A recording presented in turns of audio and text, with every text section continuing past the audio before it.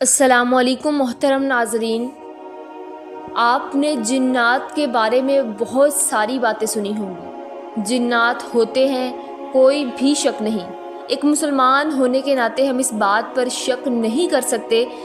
اس کا ذکر اللہ تعالیٰ نے قرآن مجید میں بھی کیا ہے۔ یہ ہو سکتا ہے کہ اگر انسان کا اس سے سامنا نہ ہو تو وہ ان پر شک ضرور کر سکتا ہے۔ جنات اور بھوت کے بارے میں لوگوں کے مختلف آراء ہیں۔ کئی لوگ جنات پہ یقین کرتے ہیں جبکہ کئی ایسے غیر مسلم ہیں جو اس میں ایک وہم سمجھتے ہیں۔ لیکن دوستو، جنات حقیقت میں ایگزسٹ کرتے ہیں۔ اللہ تعالیٰ نے جنات کا ذکر قرآن میں بھی کیا ہے۔ اسی بات سے اندازہ لگایا جا سکتا ہے کہ جنات کے وجود میں اتنی سچائی ہے، کتنی ایسی چیزیں ہیں قرآن میں جن پر لوگ آج ریسرچ کر کے اس کو درست ماننے پر مجبور ہو رہے ہیں۔ دوستو، جن کو قرآن مجید نے 1450 سال پہلے بتا دیا۔ بہرحال دوستو، آج کا ٹاپک جنات سے ریلیٹڈ ہے، اور آج کی اس ویڈیو میں ہم آپ کو بتائیں گے کہ مرغے اور جنات میں آخرکار دشمنی کیوں ہے۔ دوستو، روایت ہے کہ کسی ملک کے ایک بادشاہ نے ایک محل کے مؤذن کو یہ حکم دے رکھا تھا کہ صبح مرغے کی اذان سننے کے بعد، یعنی مرغا جب اذان دیتا ہے تو اس کو سننے کے ٹھیک بعد آپ بھی اذان دے دیا کرو۔ اب مؤذن روزانہ ایسے ہی پریکٹس کرتا، لیکن ایک دفعہ ایسا ہوا کہ اس محل کے مرغے نے بے وقت اذان دے دی، اور مؤذن جس کو بادشاہ نے حکم دے رکھا تھا اس نے بھی اس کے حکم کی تعمیل کی، اور مرغ کی اذان سن کے مؤذن صاحب نے خود اذان دے دی، جس کی وجہ سے لوگوں کو فجر سے پہلے بیدار ہونا پڑا، کیونکہ مرغے نے رات میں آدھی رات میں اذان دے دی۔ تو مؤذن صاحب نے بھی اذان دے دی اور لوگ جاگ گئے، اور جب مؤذن کی غلطی کی وجہ سے بادشاہ نے مؤذن کو موت کی سزا سنا دی، اور جب یہ خبر بادشاہ کی لاڈلی شہزادی تک پہنچی جو کہ بادشاہ کی بہت دل عزیز تھی،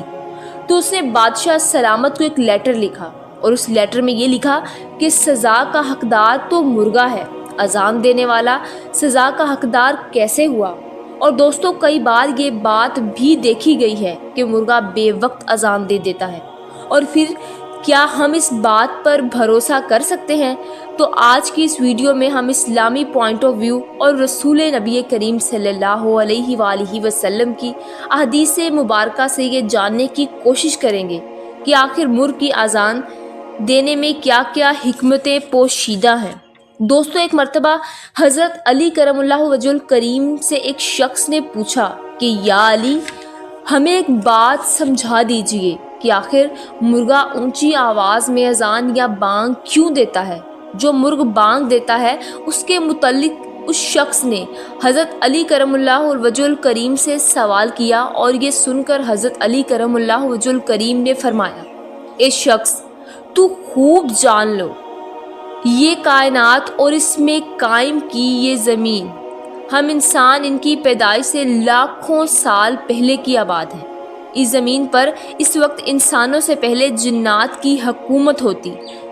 جنات رہا کرتے تھے۔ جب اللہ تعالیٰ نے یہ ڈیسیژن لیا کہ اس زمین پر حضرت آدم علیہ السلام کو اتار دیا،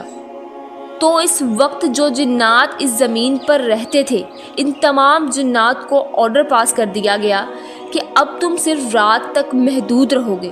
اور اس وقت جو مرغا تھا جو پرندے کی شکل میں یعنی ہوا میں اڑتا تھا، اس مرغے کی اڑنے کی طاقت ختم کر دی گئی، اور اس کی آواز کو مزید بلند کر دیا گیا، اور اس مرغے کی یہ رسپانسبلٹی لگائی گئی کہ یہ رات کے ختم ہونے پر، یعنی کہ جب رات ختم ہو جائے اور صبح قریب آ جائے، تو صبح کے وقت بانگ یعنی اذان دے کر انسانوں کو اللہ تعالیٰ کی عبادت کے لیے بیدار کر دے، بلکہ انسانوں کے ساتھ ساتھ یہ جنات کو بھی خبردار کر دے کہ صبح ہو چکی ہے اور ان جنات کا وقت ختم ہو چکا ہے، یعنی اب جنات واپس چلے جائیں، اور انسانوں کو بھی فجر کے لیے بیدار ہونا ہے۔ دوستو، اس کے بعد حضرت علی کرم اللہ وجہ الکریم نے شخص کو جواب دیتے ہوئے فرمایا کہ اللہ تعالیٰ کی یہ جنات وہ مخلوق ہے جن کو اللہ تعالیٰ نے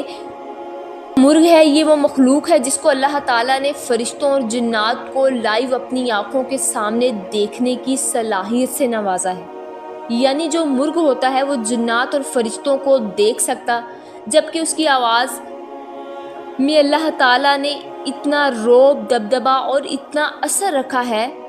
کہ جنات بھی ان کی آواز کو سن کر، جو صبح صبح بانگ دیتا ہے یا رات کو بانگ دیتا ہے، اس کی آواز کو سن کر بھاگ جاتے ہیں۔ اس کے بعد حضرت علی کرم اللہ وجہ الکریم اس شخص کو نصیحت فرمائی کہ جب تم دیکھو کہ کسی انسان پر جنات کا سایہ ہے تو کوشش کیا کرو کہ اس انسان کو مرغ کی آواز سنائی جائے، اور امید یہی رکھی جائے کہ جنات جو شخص کے اندر موجود ہیں اس مرغے کی آواز سن کر اس کا جسم چھوڑ کر بھاگ جائیں۔ اور دوستوں، اس کے علاوہ ہمارا یہ بھی ایمان ہے کہ اللہ تعالیٰ نے اس دنیا میں کسی بھی چیز کو بے مقصد پیدا نہیں فرمایا۔ اس کے بعد اگر ہم مرغے کی زندگی پر نظر ڈالیں تو حضرت علی کرم اللہ وجہ الکریم کے اس قول کے مطابق یہ مرغ نہ صرف شیطان کو بھگانے کے کام آتا ہے، بلکہ یہ انسانی خوراک پیدا کرنے کے لیے ہم انسانوں کے لیے بہت بڑا سورس ہے۔ تو دوستو، یہی وجہ ہے کہ علماء دین نے اس نیک صفت پرندے کو گھر میں پالنے کی پرمیشن دی ہے، تاکہ ہم اس مرغے کی یعنی اس پرندے کی موجودگی میں صرف اور صرف جنات سے محفوظ رہ سکیں، بلکہ اللہ تعالیٰ کے مخلوق کے اضافے کا بھی ہم سبب بن سکتے ہیں۔ نبی کریم صلی اللہ علیہ وآلہ وسلم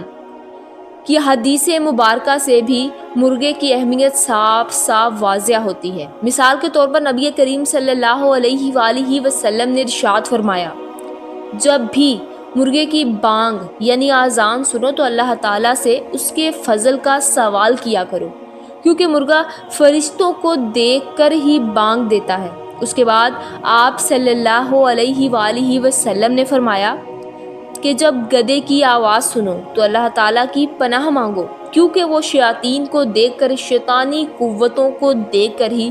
اپنی آواز کو بلند کرتا ہے۔